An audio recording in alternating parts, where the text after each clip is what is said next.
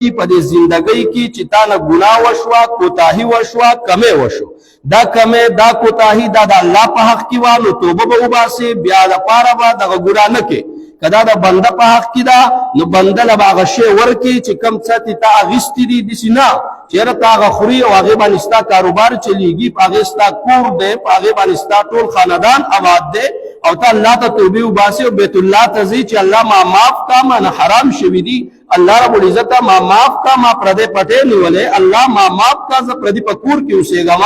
الله ما معاف کا ما سره د پردې دومره مال دی الله وایي زه تا نه معاف کوم هغې پورې چې تا دا شی دغه مالک ته واپس حواله کړی نه دا څوک کوي